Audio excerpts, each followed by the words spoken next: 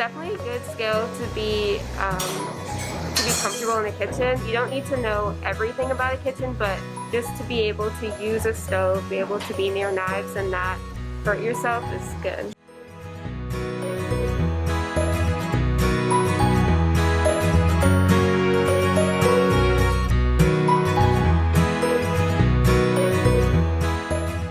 Look up to my older brother, and he took this class, and he said he made a lot of friends, and so I wanted to try that too. And also, I love food.